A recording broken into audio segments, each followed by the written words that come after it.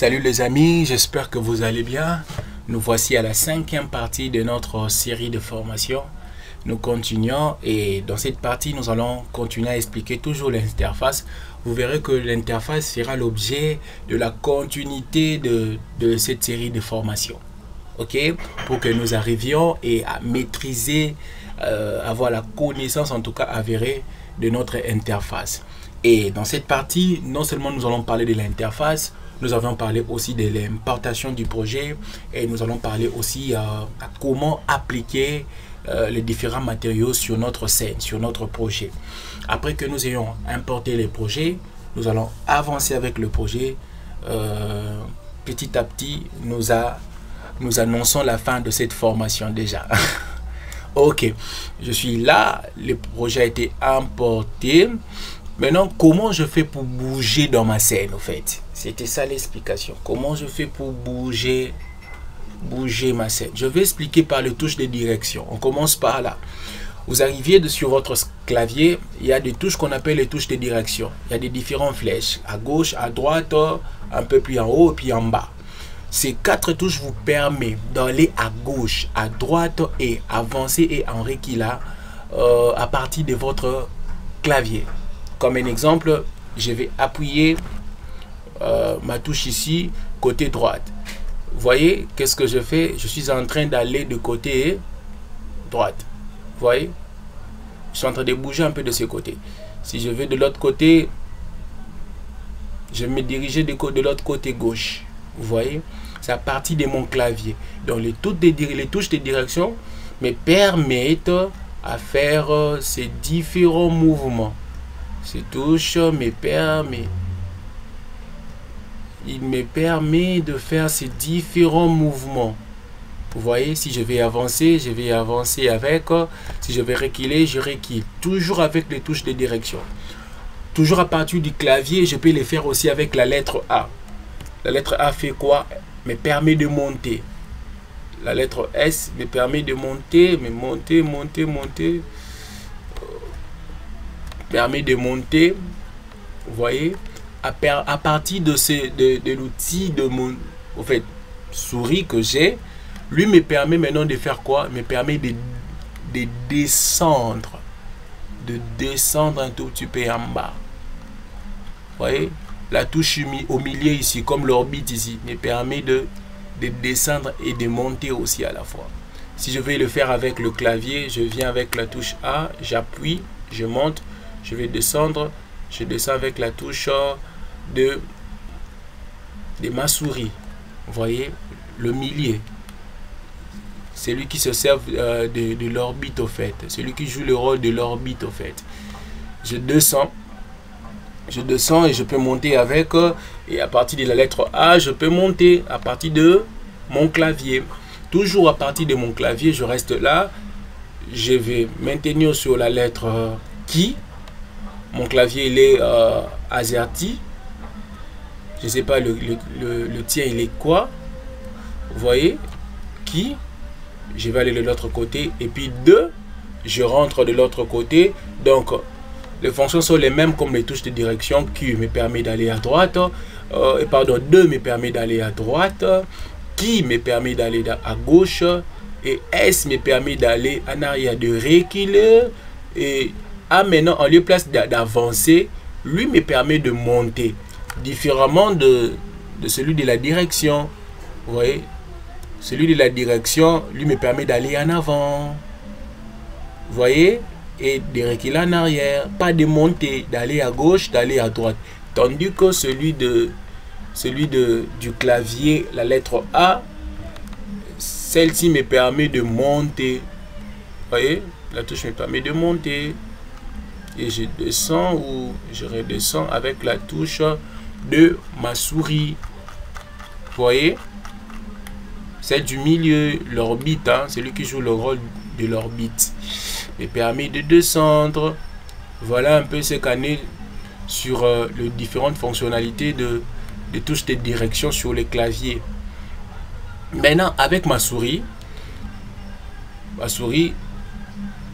quand une fois je maintiens la touche droite de la souris, bien sûr, elle me permet de roter, de faire la rotation de mon projet. Vous voyez? Elle me permet de roter, de faire la rotation de mon projet. Vous voyez? La touche droite de ma souris, elle me permet de faire la rotation de mon projet. Ok? La rotation s'est faite à partir d'ici. Et l'orbite ici, lui me permet d'aller à gauche comme à droite, au-dessus comme en dessous. Vous voyez? L'orbite, c'est le rôle qu'il joue.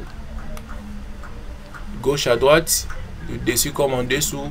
Et la touche à droite, pardon, elle me permet de faire la rotation de ma scène, de mon projet. Je suis là. Vous voyez? Je crois que nous avons compris les différentes touches à partir de notre clavier et à partir de notre souris. Je crois que nous avons compris. Maintenant, nous allons commencer à appliquer les différents matériaux. Nous en avons parlé, nous avons pris vraiment le temps de parler des différents matériaux. Nous allons appliquer dans notre projet les différents matériaux et puis expliquer cette partie. Je disais que la partie ici sera plus pratique. Vous voyez?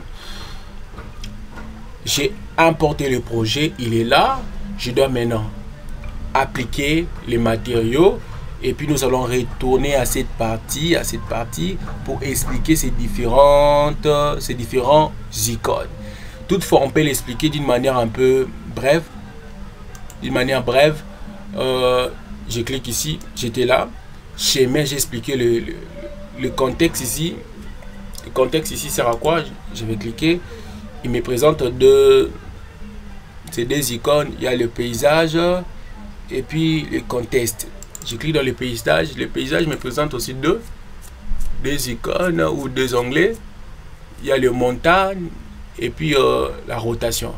Dans les montagnes ici, on me donne les différentes images HDRI de l'arrière-plan de mon projet. Vous voyez, j'ai cette image, j'ai celle ici, j'ai celle de la ville, le village, la campagne, les différentes montagnes, j'ai la ville portuaire. En tout cas, il y en a un peu, c'est 9 ici. C'est 9 arrière-plan que Twinmotion nous propose. Très souvent, moi, j'utilise cette image HDRI, celle ici. Hein? La zone montagneuse, vous voyez. Maintenant, la rotation, ça sert à quoi? Ça nous permet de tourner en 360 degrés notre image HDRI. Tourner en 360 degrés. Vous voyez ce qu'il fait. Vous voyez. En fait, c'est ça. Je rentre en arrière. J'étais dans le paysage. Je viens maintenant dans le contexte. Le contexte ici sert à quoi? En fait, ça te permet de faire la géolocalisation du terrain, de l'endroit dans lequel vous allez construire le projet. Vous voyez, quand vous avez la connexion, vous faites ça, vous venez là, vous générez. Il va faire la géolocalisation, vous présentez une carte et vous allez localiser les terrains. Il va vous donner tous ces détails. Vous pouvez même les télécharger et l'amener à partir de votre scène. Et là, c'est quand vous avez la licence du logiciel. Ok? Je rentre en arrière. Je rentre encore une fois de plus en arrière. Cette partie, c'est compris. Je viens ici. Maintenant, cette partie nous permet de faire quoi? Piéton. Ici, ça nous permet de créer le vidéo, de créer une animation dans notre projet. Je vais faire un exemple. Pour créer, je prends cet outil. Je viens là, je peux créer un tout petit peu. Je vais créer.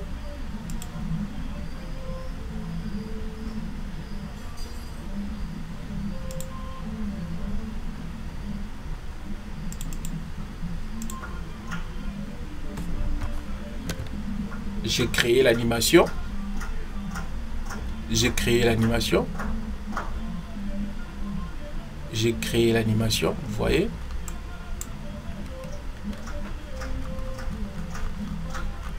Vous voyez, j'ai créé l'animation.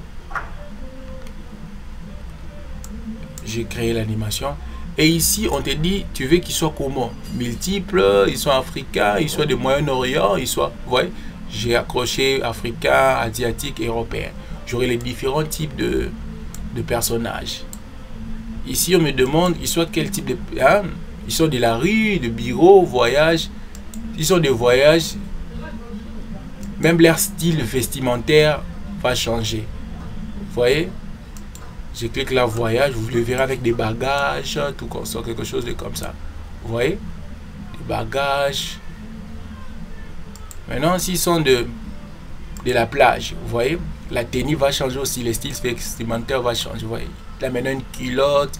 Il est en bikini, je ne sais pas moi. Il est, vous voyez, torse-nu. Vous voyez? Ça change. C'est un peu ça. Et ici, on me demande, vous voulez qu'il soit combien en largeur? Si je veux qu'il soit 3, il soit 7 mètres, vous voyez, ça va augmenter au fait la capacité de ces différents personnages. Vous voyez?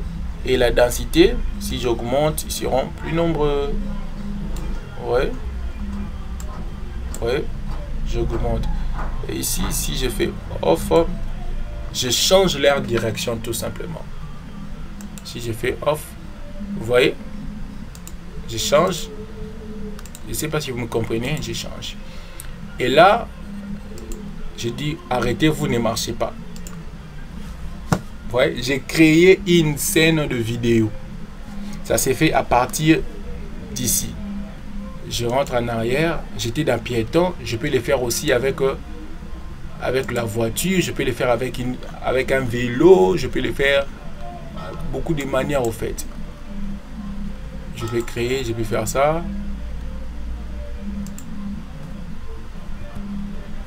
Je le fais avec une voiture. Vous voyez? C'est tellement simple et puis facile à faire. Je le fais avec une voiture.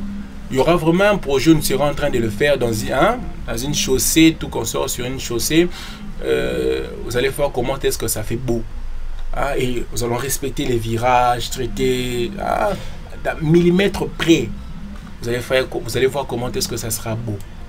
Vous voyez, je peux les supprimer. Pour supprimer, vous venez, vous sélectionnez et vous supprimez. J'étais à quel niveau? J'étais là, j'ai créé, de même qu'avec le vélo, je peux le faire. Vous voyez, la procédure est la même.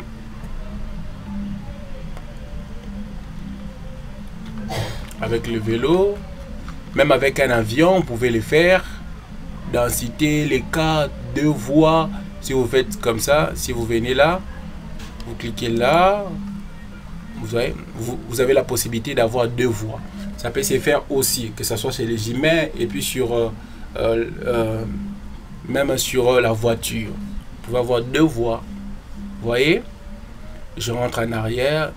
Tout ça, on a traité ça. Densité, vitesse. Ici, vous pouvez augmenter même la vitesse. Je vous avais dit, tous les éléments qui se trouvent ici, se trouvaient aussi ici. Dans l'air ici. Vous voyez, c'est encore où c'est sur la vitesse. Vous voyez, je suis là. Vous voyez, je pouvais facilement aussi les créer. La vitesse, tout qu'on sort. S'il y a le vélo, vous voyez, je peux augmenter la vitesse. Je peux augmenter la vitesse. Et je diminue, je vais un peu diminuer la vitesse. Vous voyez, ça dépend de moi, la manière dont je fais. Je peux arrêter, changer aussi de direction. Vous voyez, changer de direction. Ok. Ça va? Avec le vélo, je vais supprimer, je sélectionne, je supprime. J'étais là,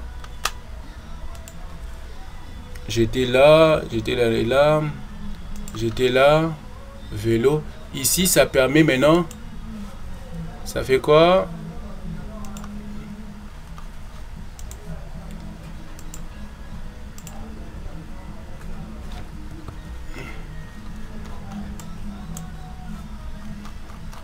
Vous voyez? Demande un objet de suivre. Maintenant, ça peut être quel objet? Vous voyez, ça peut être maintenant un avion. Je vais donner un exemple. Je vais dans les matériaux ici. Matériaux. Non, je viens là. Je viens là. Je viens là. Je viens là. Ouais, je dépose ici. Vous voyez? Vous voyez? Ça va prendre même la forme. Vous voyez? Vous voyez? Si le sens du virage n'est pas respecté, vous voyez, si le sens de mon virage n'est pas respecté, et si c'est un avion, vous voyez ce que ça donne. Je ne sais pas si vous me comprenez, vous voyez ce que ça donne. À partir de mon traceur, ça me permet aussi de créer un environnement propice pour qu'un avion puisse bien voler. Je peux le faire avec mon traçage. Et c'est à partir d'ici.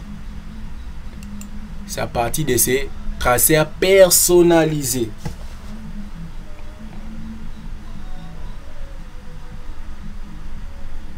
Traceur personnalisé. Ok? Personnalisé. Vous voyez? Je vais effacer. On va aller vraiment dans les détails, comme je l'ai dit tantôt ici avec Twinmotion. On va aller vraiment dans les détails. Vous voyez? Je vais sélectionner, je vais effacer. Je vais effacer. Je vais effacer. Il faut toucher le point, sinon vous risquerez d'effacer tout le projet. Hein. Pour voir le point, il ne faut pas... J'ai tout effacé. Je reste avec mon projet. J'étais ici. On a expliqué sur le chemin ce qu'il faut faire partout ici. Je crois que j'ai expliqué. Ok. Maintenant, nous allons... la prochaine étape, c'est laquelle? C'est essayer de rentrer. On a expliqué ici, ici. Il reste ici. C'est quoi? Alignement de caméra. Maintenant, quelle est l'importance de l'alignement de caméra? Je vais prendre l'alignement de caméra qui est là. Je vais prendre... Maintenant, il sert à quoi? Observez les détails. Si je viens, je clique ici. Il vous donne une vue, au fait. À chaque fois que vous cliquez sur une façade, il vous donne la vue de cette façade. Vous voyez? Si je viens, je vais cliquer ici. Je vais par exemple cliquer ici. Vous voyez? Il vous donne la vue de l'autre façade que vous avez cliqué. Si vous voulez que ça soit une vue de dessus, vous venez, vous cliquez peut-être ici au-dessus. Vous voyez, ça vous donne une vue de la façade au-dessus. Et c'est la caméra qui fait tous ces détails-là. Ok? C'est simple et puis c'est facile. J'étais où? Je rentre en arrière. J'étais là. Mesure. Quelle est l'importance de cet outil, Mesure? On va voir. Je vous avais dit que on va donner tout le détail possible pour que vous maîtrisiez et que vous ayez la connaissance de toutes les fonctionnalités de Twinmotion. Tous les détails. Je viens avec l'outil Mesure. L'outil Mesure nous permet de faire quoi? Il nous permet de faire quoi? Attendez. Je viens avec l'outil Mesure. L'outil Mesure nous permet... En fait, c'est un outil de cotation, en fait. Je suis là. Je suis là. Il me permet d'avoir l'auteur. Tu vois, si je le fais ici. Je ne l'utilise pas très souvent. Hein. Attends, on va faire... Vous voyez? Je cherche, je ne sais pas, un objet, peut-être une porte. Une fois je viens, je me place là devant. Cet outil me permet d'avoir l'auteur de ces bâtiments. L'auteur de cet objet, au fait, d'une porte et tout consort. Vous voyez, si vous essayez un peu de vous rapprocher, il va vous donner même l'auteur. L'auteur est de combien? Vous voyez? Il vous dit votre hauteur est de 6,14 mètres. Vous voyez? C'est vraiment l'importance de cet outil. Si vous voulez avoir les détails sur les objets que vous avez ici à placer, il est là, il vous donnera tout le détail possible. Ok, ici, si vous voulez modifier le shell, donner une autre couleur, vous voyez, l'auteur est là. 6,14 m, il est aussi là. Vous voyez, s'il y a contrainte, vous pouvez arrêter avec la contrainte et puis changer la longueur. Il vous donne toute la possibilité de le faire. En tout cas, essayez de rester, de travailler. C'est en travaillant qu'on se perfectionne, qu'on avance avec les logiciels. En tout cas, c'est important de le faire. Ok, je rentre encore en arrière. Quel outil? C'est celui-ci. Maintenant, les BIM objets ici, en tout cas, de se connecter à BIM, veuillez votre connexion. On va les faire. Je vais vous montrer comment on les fait. Comment on les fait, les BIM objets ici. Comment on les fait. Comment on les fait. Je vais vous montrer comment on les fait. Je vais vous montrer comment on les fait. J'étais ici. BIM objet. La première des choses, vous devez vous connecter. C'est pourquoi il est important aussi, dans notre temps, d'avoir un logiciel licencié. Un peu l'importance. Mais je vais vous montrer comment faire avec le BIM objet. Ok? À la prochaine vidéo, je vais vous montrer comment faire avec. Travailler sur ça. Le troisième icône, c'est pourquoi je vous avais dit cette partie est intéressante. C'est une partie qui a au moins 60% du logiciel. Dans ce logiciel, 60% de la maîtrise du logiciel se trouve ici. Une fois que vous maîtrisez ici cette partie, c'est réussi. Je viens ici dans cette troisième icône de cette partie, bien sûr. Je viens localisation. Cette partie aussi fait la géolocalisation. Elle aussi fait la géolocalisation, de même ici. Vous voyez? C'était encore où? C'était ici. C'était où?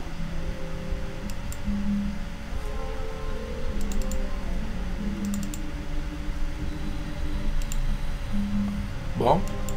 BIM, dans BIM aussi, il fait la géolocalisation ici. Ça vous permet, quand vous êtes connecté, de localiser les terrains sur lesquels vous travaillez. Ok? Il vous permet de localiser les terrains dans lesquels vous travaillez. Et puis vous donner beaucoup plus de détails sur ces terrains, peut-être sur l'environnement, les différentes parcelles, les différents voisins qui sont dans votre environnement. Une fois vous téléchargez, vous l'importez dans votre scène et vous travaillez dessus. Waouh! Twinmotion vous donne cette particularité et il a cette fonctionnalité. Ok? C'est important, je l'ai dit, important de travailler sur Twinmotion. Ça va? Ok. Arrivé là, arrivé dans fonctionnalité, je viens là. À part ça, il y a aussi l'orientation. L'orientation ici, c'est au niveau des ombrages. Comment vous allez orienter vos différents ombrages? Vous voyez? Comment vous les orientez? À chaque fois que j'oriente, je bouge ici, ça change là-bas. Et ici, on vous dit le mois. Quel est le mois dans lequel vous travaillez votre projet? Vous voyez? Je peux dire, j'ai dit, je travaille au mois de février, mois de janvier, mois de mars, mois d'avril, mai, tout comme ça. Ça dépend des différents mois auxquels vous travaillez. Je vais préciser, mettre au mois de février. Et puis les orientations soleil, je fais je descends un tout petit peu, 200. Très souvent, je travaille avec 240. Ok? 240. Ok. Vous voyez? Ça donne une autre image. Vous voyez déjà? Vous voyez comment ma scène est devenue différemment si j'étais comme ça. C'était comme ça et que je n'étais pas 240, j'étais un peu, vous voyez, c'est un peu brillant et ça fait pas beau. C'est pourquoi j'ai choisi au mois de février. Et puis ma scène ici, le degré ici c'est en 240. Je viens là, ok. Vous voyez comment est-ce que ma scène est devenue. Toujours là, j'ai expliqué ici, je viens de météo. Ici dans météo, il y a possibilité de faire pleuvoir, de faire descendre de la pluie sur votre scène. Ok? Il y a possibilité aussi de, au-delà de la pluie, de donner un certain environnement dans votre projet. Peut-être il y a les neiges, si peut-être vous travaillez dans des zones pas tropicales, ok? Des zones humides, vous voyez? Dans ces différentes zones-là, il y a possibilité que vous travaillez avec le neige, représenter les neiges, et Twinmotion vous donne la possibilité de les faire. Vous voyez? Ici, je suis dans le cas où j'ai fait pleuvoir. Sur ma scène, la pluie, vous voyez? Je fais descendre sur ma scène la pluie, et ici, je peux aller même avec les neiges. Je peux aller avec le neige. Je peux aller avec le neige. Je peux aller avec les neiges. Vous voyez? Je peux aller avec les neiges. Je peux aller avec les neiges. Twinmotion vous donne la possibilité. Est-ce que quelqu'un comprend moi comment est-ce que Twinmotion est riche avec le détail? Il est riche. Il vous donne la possibilité de faire ces choses. C'est en temps réel au fait. C'est en temps réel. Choisissez Twinmotion, perfectionnez-vous sur le logiciel et vous en régalerez. Vous voyez? Je rentre ici en arrière, je rentre ici aussi en arrière. Vous voyez, c'est un peu ça. Je rentre un peu en arrière, c'est un peu ça. Je vais vous donner un secret. Une fois que vous importez votre projet, il est possible que vous vous perdiez dans votre scène. La chose à faire, c'est d'aller ici. Vous voyez, ici, dans cette icône, je viens là, image. Vous allez capturer une image. À chaque fois que vous allez vous perdre, vous allez rentrer ici et cliquer. Automatiquement, le projet va revenir. Je vais donner un exemple. Admettons que j'étais ici. Je vais me perdre dans le projet. Je vais me perdre dans le projet. Je ne sais pas, moi, je vais me perdre dans le projet. Admettons que je me suis perdu dans le projet. Admettons que je me suis perdu dans le projet. Pour récupérer les projets, vu que j'avais fait déjà une capture, j'avais fait une image, je rentre ici dans cette icône, je viens là, vous voyez, je clique dessus, automatiquement, il me ramène mon projet. Ok? C'est la première des choses à faire. Je ne l'avais pas fait, je le fais. Il faut que ça soit spontané. Une fois que vous arrivez dans votre scène, faites une image pour vous en souvenir. Ok? Quant à moi, je vous laisse ici. À la prochaine vidéo, je vais expliquer encore certains détails, appliquer le matériau dans notre projet et puis avancer. Sinon, je vous dis à bientôt. Bye!